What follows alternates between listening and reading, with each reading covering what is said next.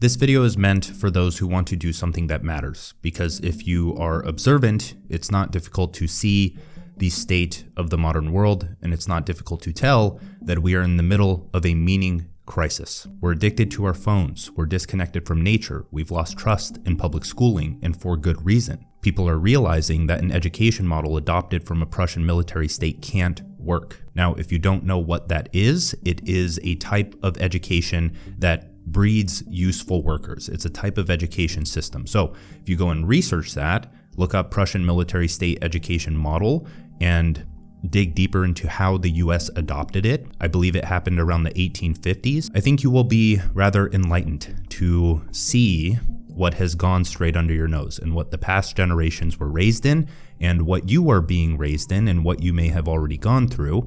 And you may have the desire to change it with what you learn in this video.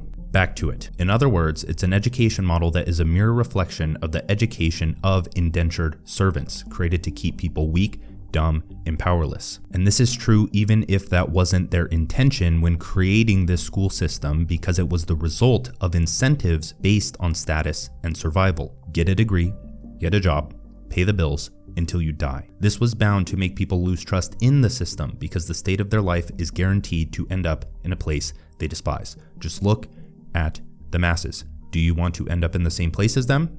As 99% of people? Probably not. That's why you're watching this video. Where do those people end up? In a job where they face the threat of replacement more and more as years pass. If you can't see this, I'd encourage you to think through what hyper-specialized education leads to. You were blinded by status to get a degree, and by doing so, you probably didn't pursue education on the side. So you narrowed your mind on one goal and allowed it to be conditioned with a one-sided worldview to be useful as one thing, a worker. And once you become a worker, you start to realize that what you worked for all this time is 1, at high threat of replacement, and 2, not meaningful in the slightest. You lost the curiosity and wonder of your childhood that brought a zest to life. Everyone is either at work or at home dreading going back to work. There is little desire to soak in the good, the true, and the beautiful of reality that realigns your psyche toward meaningful contribution to those things. Addiction, disconnection, lack of trust, lack of stability, lack of education, fear of replacement, status seeking, survival mode, a gradual decline into chaos that makes us question the meaning of our existence, constant questioning as to why you're working so long, what better things you could be doing with your life, creating a state of anxiety and overwhelm that traps you in a state of fog perception, unable to actually think of a solution to get out, and it doesn't help that you don't have the time or energy to acquire the broad set of skills that would allow you to see clearly and create that solution. Those are the characteristics of the meaning crisis that we're going through. So what do we do? How do we live a meaningful life? How do we reconnect with what we've lost while continuing to make forward progress? How do we educate ourselves in a manner that doesn't get us replaced by AI or rapidly evolving technology? How do we find our unique and individual path and feel as if we are doing something that matters? Let's find out.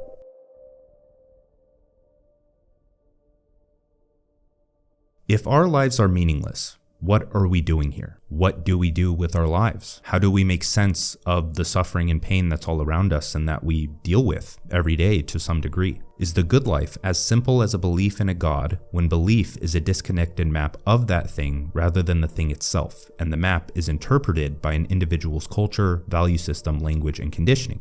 The map, most of the time, is miles away from the territory. Now, I have a sense that we all want to feel useful. We want to feel like we're doing something that matters. We crave purpose because we are humans, after all, not robots like we've been conditioned to be. We are social creatures, and we want to feel connected, as nature is, to something greater than ourselves, because everything is connected, and once that connection breaks in either direction towards the biosphere, the physiosphere, or the noosphere, or the cosmos, if we disconnect from that, from any given direction, ascending or descending, if we become too spiritual or too consumed with materialistic pursuits, then our lives tend to be quite terrible. Maybe not at first, but over time. And many people don't realize it because they identify too heavily with one side. They can't integrate both. You have the spiritual hippies who condemn any kind of money, sex, cars, or just material or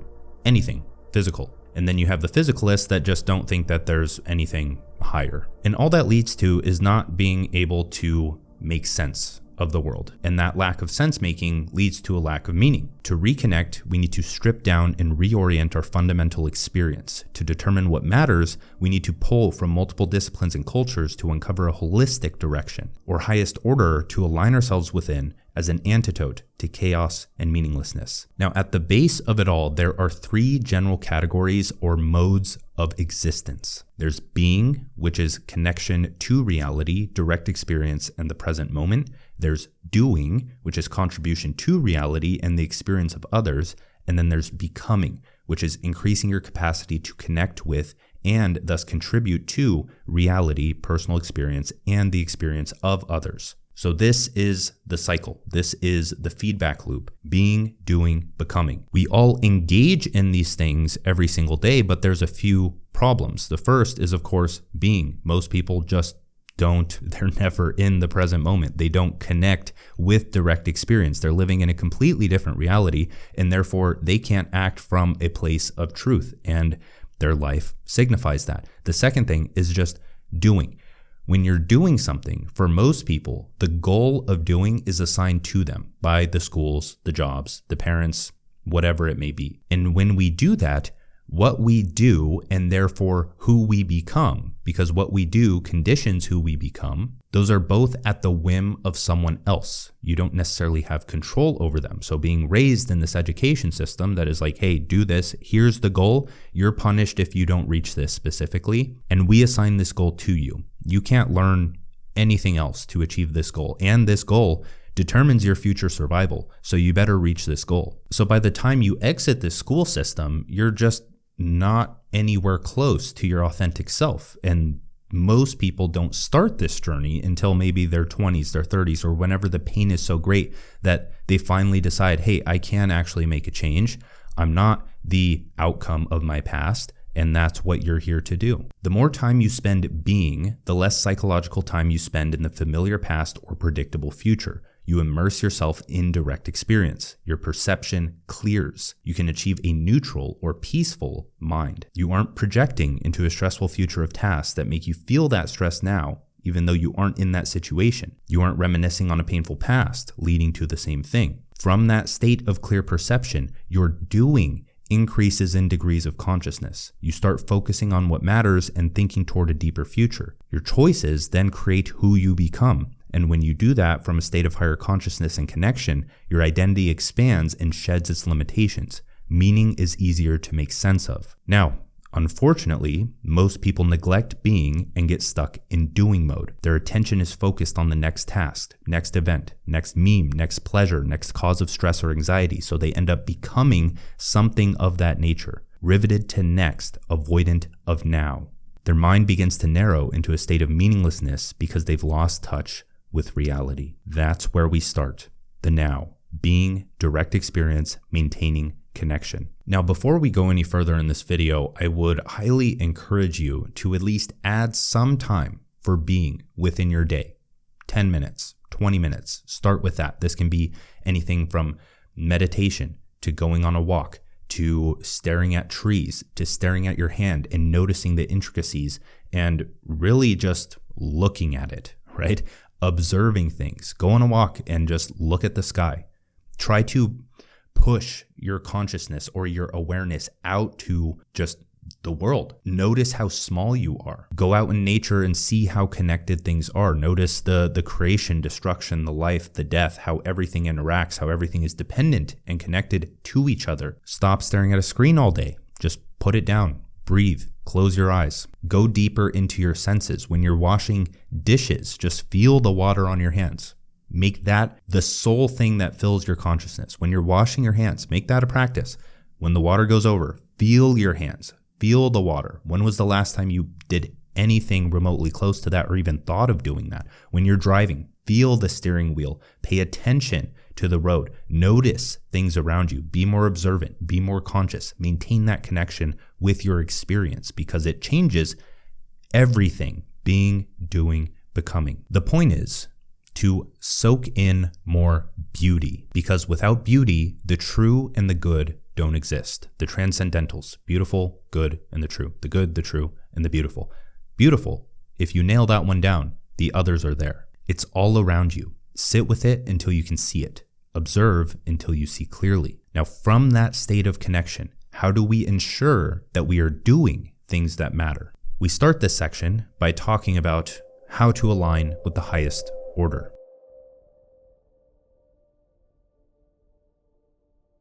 Now, this is a very big task. It was a very big task for myself to write the outline for this video, and it's taken a lot of years of study and contemplation and breaking through my own limiting beliefs and overcoming old religious patterns and things like that. So I'm excited to share this with you, but let's start. We aren't adapted to this chaotic modern environment. Phones, computers, information everywhere. It's difficult to filter signal from noise. Since wealth and entropy are two polar ends, the more uncertainty there is, the more opportunity to create value there is. Meaning, in this information age, after the Industrial Revolution or after the Industrial Age, there is now this information age. There's so much information, there's so much chaos, there's so much uncertainty, but on the polar end of that, most people will go into that and just lose themselves and be like, I have no idea what to do, and this anxiety, this stress, etc.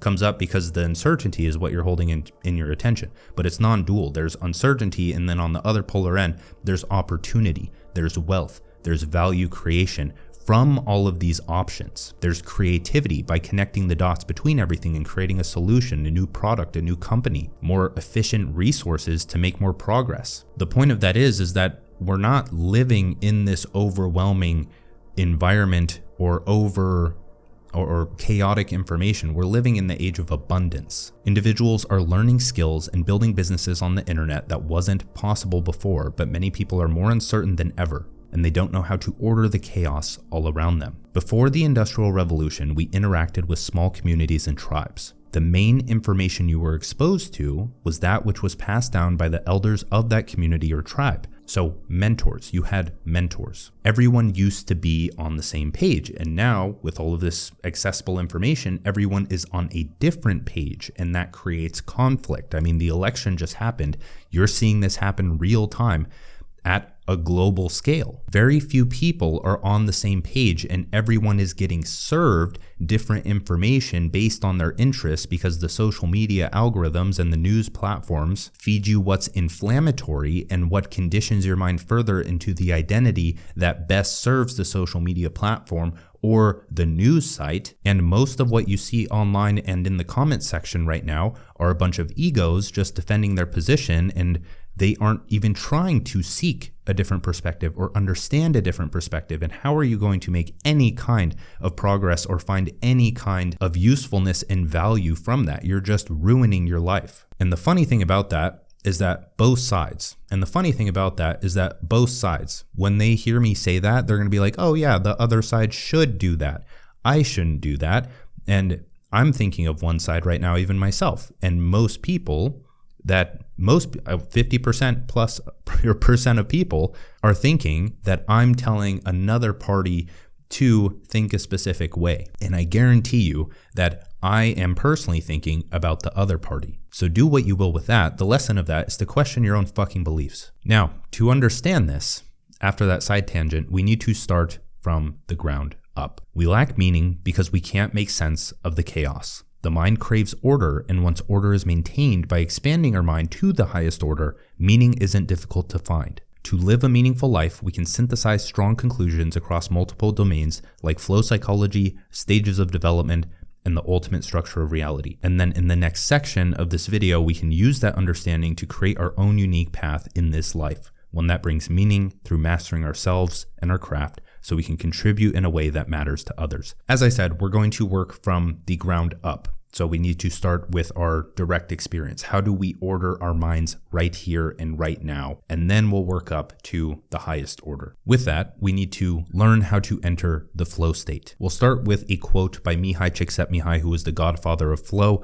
This quote is taken out of context, but pretty much they're talking about the characteristics of someone who can get into flow. They have rules that require the learning of skills. They set up goals. They provide feedback. They make control possible. They facilitate concentration and involvement by making the activity as distinct as possible from the so-called paramount reality of everyday existence. Now, when people enter the flow state, they call it a spiritual experience, but That can be confusing to some, and it may even turn some people off. I personally think that this spiritual experience is better explained with the words clear perception. That's what's going on here. That's what most spiritual experiences are. It's removing limitations from your perception so you can see reality more clear. Clear perception leads to decisions aligned with the transcendentals, the good, the true, and the beautiful. No distractions, no projections, minimal to no limitations. You feel invincible because you are locked into the here and now. You tap into the source code of reality and flow with it. Now, to enter the flow state or achieve an extremely clear state of perception, you need a few things. The first is a hierarchy of goals, because order is created when the mind has a clear path to focus on.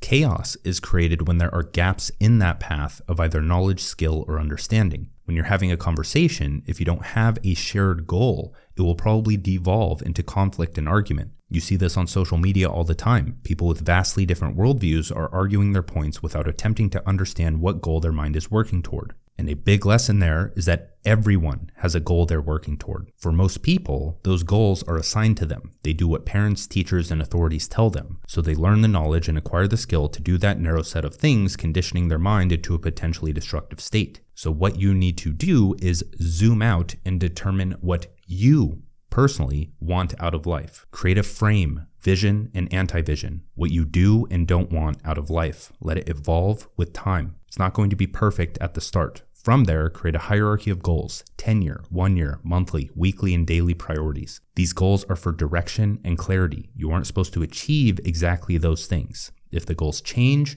let them. If you want help with this, I actually have a Kortex template that you can download.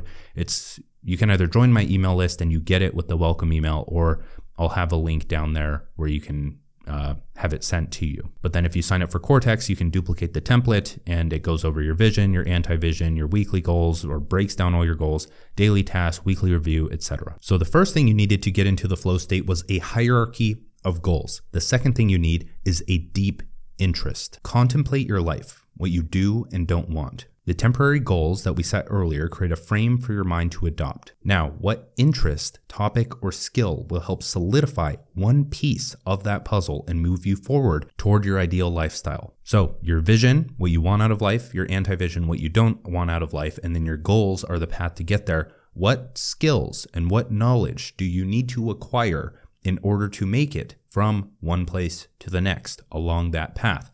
That's where you start. Start there, pick something to begin studying, block out time for it, read a fundamental book, watch a lecture or podcast, follow new social accounts, expose your mind to more information, and allow your vision to filter for signal. Now, this is only the starting point because we're going to talk about interest-based education, but when you start with one skill from curiosity or just necessity to achieve your vision for the future, you eventually are made aware of what you need to learn next. And you're eventually aware that everything interconnects. Like if I want to learn business, then I can start learning marketing. And in order to learn marketing well, then I need to learn psychology. And then I'm exposed to philosophy of mind and metaphysics and spirituality. And that teaches me the necessity of relationships and social dynamics. And in order to do those well, I need my health in check so I have the energy to do those. And interest-based education pretty much teaches you everything that you actually need to know in order to live a good life. Is that going to teach you how to write handwriting or spelling? No, you're probably going to have to go through some form of education system in order to achieve that. But interest-based education is a prerequisite for anyone that wants to be free. If a good, true, and beautiful life is important to you, anything other than being or doing in alignment with that is, by definition, wasting your time. Now, the third thing in order to enter the flow state, and we'll make this one quick, is challenge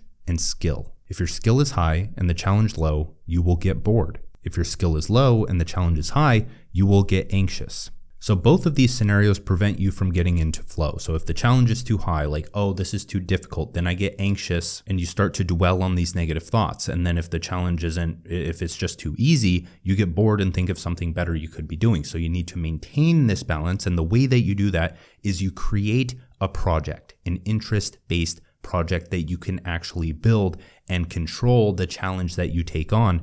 And the project is a puzzle piece or a stepping stone to achieving your goals. If you're not working on a project right now, you're not working towards your goals, plain and simple. So if you're trying to start a business, then actually start the business, start the social media profile, start writing a newsletter, start writing a landing page, start writing social media posts, start writing out a product, start fleshing out a curriculum for a coaching program, start mocking up a software, start doing something with a product, buy a bunch of products on Amazon that you would want to recreate and start making your own prototypes of them. If you want to do anything related to the digital world, then by chance, check out 2 Hour Writer to learn the high income skill. That's something that allows you to actually write about your interests and turn your interests into an income. Writing is such a foundational skill that most people have to learn, but most people don't because there aren't too many actually relevant courses to how you write in the modern world. So check out 2 Hour Writer if you would like to. So we understand how to get into the flow state, and that's important because when we are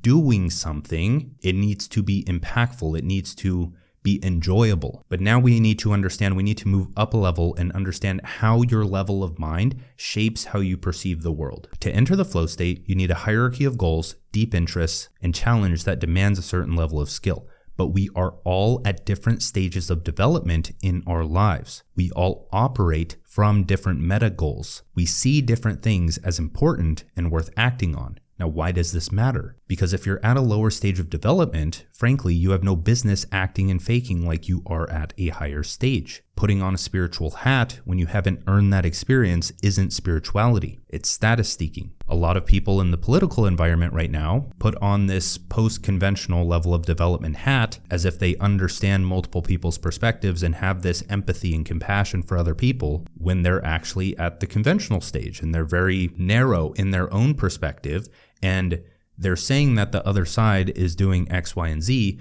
but that's what they're doing to the other side. So that's one big trap you can fall into, is identifying with these higher levels of development, and it's just causing more pain than good. Now, if you don't understand what these levels of development are, I'd recommend watching the video I recently put out, How to Become More Intelligent Than 99% of People, where we go over the 9 stages of ego development. Most humans in most domains evolve through 4 broad stages. There's egocentric, which is focused on the survival of ourselves. There's group-centric, which is focused on the survival of our group, tribe, nation, or ideology. Democrats, Republicans, Christians, Muslims, Yankees fans, people who enjoy coffee, people who enjoy tea, people who have started an agency versus people who sell courses versus people who have started a software.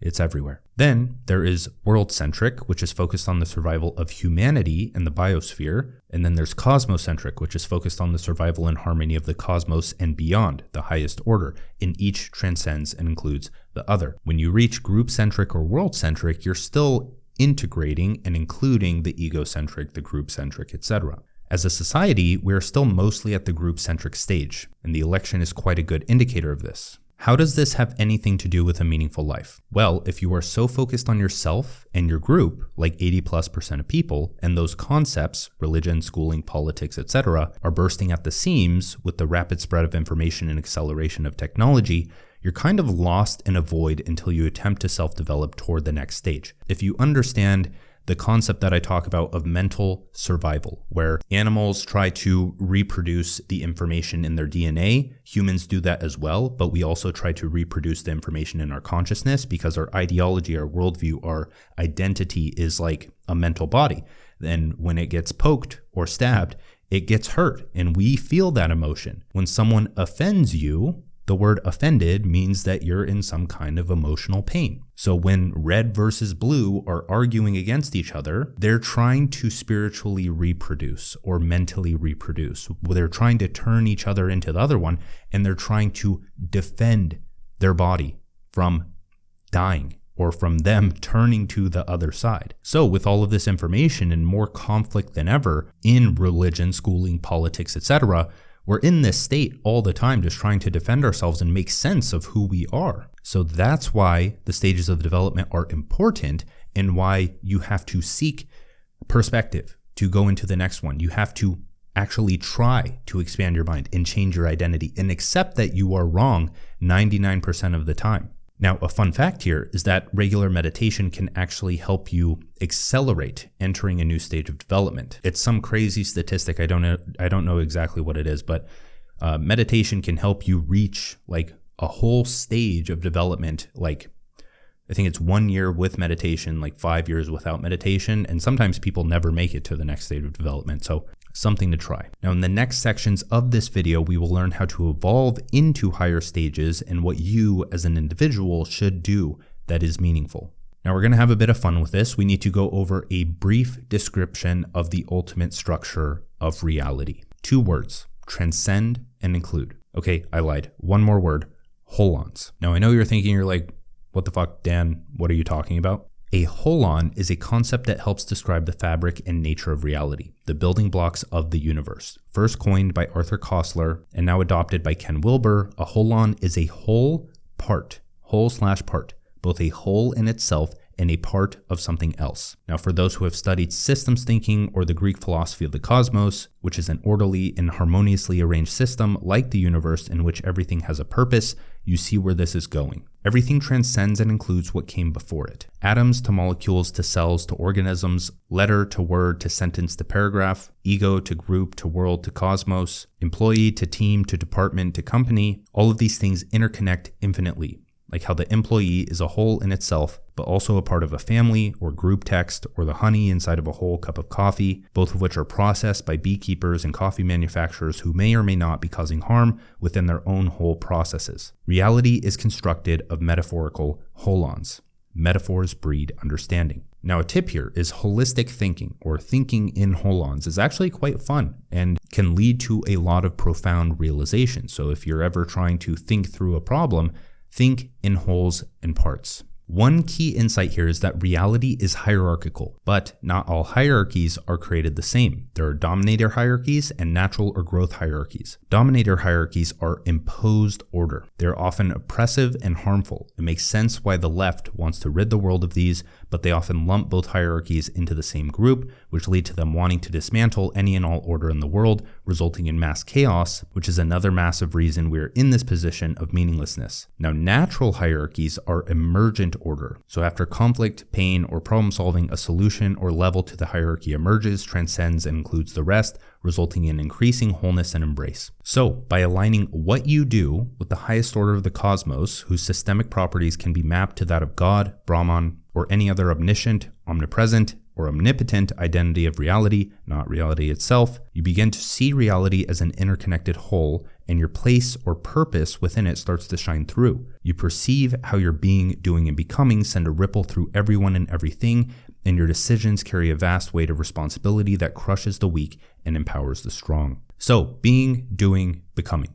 But being is connected to beauty, or the good, or truth, just by the nature of experience, and then doing should align with some form of truth, which is the ultimate structure of reality and the generalized principles of reality and what's happening all around us, and using that as a way to course correct and notice when you are either stuck in a dominator hierarchy or you are creating a dominator hierarchy, where you're either oppressing other people or you're being oppressed and escaping that, and you're helping others and yourself evolve through these natural hierarchies, where you're reaching new stages of development together by you pursuing your own development and then helping others pursue their development. So the question now is, what do you do with your life that allows you to do that? How do you develop yourself and help others develop themselves?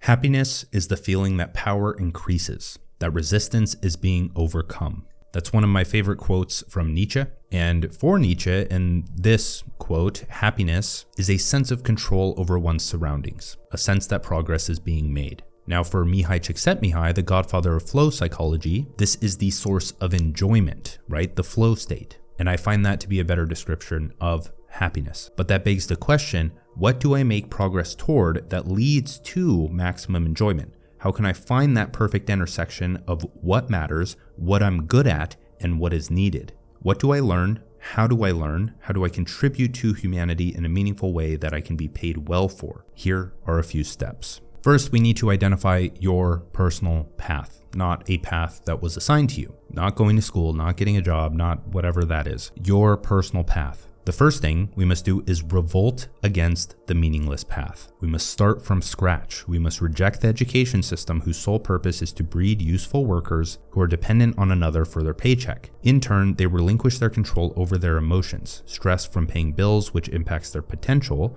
Their mind narrows and prevents them from change if they dig themselves too deep. So how do we start from scratch? By ideating, creating, and iterating our own narrative, our own story, not the narrative that was assigned to you by parents, teachers, and peers. To do this, you create a vision and anti-vision. This starts to form a mental frame from which you can focus your attention on things that matter. Since we've already discussed that, here are a few key questions to uncover what you want to do. What are you most bothered by? This could be behavior, the state of the world, how people think, etc. What were you most interested in as a child? If you could change one part of the world, what would it be, and are you conscious of its impact? Who are you most inspired by, and can you continue their work? And last, if you could study something all day, what would it be? There are 1,000 more questions I could ask, but I will let you let those 5 questions trigger more thoughts. Sit with them for at least 10 minutes. A notebook would be helpful. All you need is a starting point. That's all you're looking for with this. You're not necessarily trying to plan everything out. You're just trying to look for what can I start learning and doing. That 1, matters, 2, what people need, and 3, what I'm good at, or have the capacity to become good at more than the next person. So after thinking of your personal path, we move along that path through the second point, which is interest-based education. Here's the kicker. There is no right path. If I could assign you a path to take, you would end up in the same place, replaceable and dependent. You must create your own path through a better style of education, self-education. Now, I was a straight-A student in high school, but before I went to college, my parents got divorced and money became scarce, and I rapidly realized that I didn't want to end up in that same situation that they were going through. And now, of course, before this, I would study things and learn about things in my free time, but this really kickstarted and catalyzed my interest-based education journey. I began to question everything, and thanks to the internet, those questions could be partially answered. The other answers were found as my experience increased. I started by studying religion and then arguments against religion, and when I couldn't find the answers that satisfied me, I started betting on myself. I dove into fitness and nutrition, but realized that was only one domain of my life. I knew I had to get my financial situation in check, so I started learning about business. It all felt so shallow, so I dug deeper and dove into philosophy. Over the past 10 years, I've experimented with a plethora of nutrition models, training programs, business models, religious worldviews, metaphysical philosophies, and more that made me much more adaptable than any narrow specialized education could have. I realized that in order to be great at business, I had to move up a layer to philosophy of mind, metasystems, and more that grow you into higher stages of development. Now, stick with me, because here's the cool part. Most of history's greatest thinkers, like Marcus Aurelius, had the privilege of being taught by the world's best teachers. They were being prepared for leadership. They were heirs to the throne. So of course, they were given the best education. They had personalized education from the best teachers across mathematics and strategy and everything. So it's not a matter of luck for how they were great. It's how they were raised and how their education conditioned their mind to be, do, and become. Now, this disappeared after the Industrial Revolution, and everyone started learning from teachers that had poor incentives to be great within the public school system. When you have that salary, there's no reason to, if you're saved, if that's what you're doing for 20, 30 years as a teacher, you don't have any incentive to improve and become the best. And when you're teaching waves of kids every hour, every year, they're not getting the best education that they deserve. So the beautiful thing about this in our day and age is that the internet exists. Social media exists. You can find the brightest minds online. You can read books. You can study almost anyone. Although that's a bit more specific because you can go and study them. You can filter out who's great from who's not, and you can focus only on studying the greats. And the thing is that these people do have an incentive to continue doing better because they don't have one static salary. They have money, they have freedom, they have the meaning to be a creator and do these things. And if they don't get better or their audience isn't benefiting from what they do, then they make less money. The other thing here is that the information that most people distribute on social media is tailored to the shallow algorithm. And that's not a problem with the creator themselves. That's a problem with, again, the incentives of the social media algorithm. And until social media inherently changes, you need to understand how to dive into information and learn the best. You're not going to find the best on social media. You can find smart people. You can learn the beginner level of topics, but then how does it go? Everyone thinks that funnels are just some like bad thing where it goes, okay, social media content, newsletter, email list, email funnel, whatever it may be. Okay, low ticket course, high ticket program, etc. The thing is that for this style of education, we don't live in ancient Greece. You aren't the heir to the throne. You aren't that important of a person. Money is an important thing. It rules the modern world. You're going to have to pay for education. But the beautiful thing about this is that the courses that are actually helpful out there are a fraction of the cost of a freaking degree that gets you nowhere. So if you want a mentor, it's funny, I've seen a few posts about this here and there, but I've even had some emails where it's like, hey, will you be my mentor? Or when someone posts online like, hey, why are there no such thing as mentors anymore? It's because we live in a completely different world and people need to make money. If they're going to spend time with you, then you're going to pay them. And if you have a poor relationship with money or you're at a lower stage of financial development, then that's not going to make sense of you. That's going to cause conflict in your mind. You're going to feel like you want to lash out and explain to me how I'm wrong. But again, I would encourage you to just question your own beliefs. Now that you understand how you can learn with interest-based education and you have a path to learn on with your vision and anti-vision, the third thing we need to understand is just contribution to humanity. What are we doing for work? The purpose of this entire video was to help you find meaning. So far, we've learned that a meaningful life is a recursive relationship with being, doing, and becoming to appreciate, contribute to, and deepen your capacity for appreciation and contribution. The doing must come from being. 2 is that you are a part of an evolved conscious form called society, culture, etc., and it is your duty to maintain and strengthen that connection through contribution. 3, the best way to contribute is by finding the intersection of what matters, what I'm good at, and what is needed. Now, in my eyes, the best way to learn and contribute is on the internet. That's where the attention is right now, and you need attention if you want to contribute in any meaningful way. People who don't understand the creator perspective of the internet always have objections, like old world objections to this. Like, oh, like not everyone has to be on the internet. And with where the world is going, yes, they do. They don't have to be terminally online on the internet, ruining their lives. They just need to be contributing on the internet because that's how you gain access to everyone or potentially everyone or just your tribe that you find. Personal brands and creators who don't get trapped in the popularity or status race, go watch my video, The Death of the Personal Brand, embrace the path of uncertainty and find meaning in the unique and helpful products they sell. They aren't personal brands or content creators at all, actually.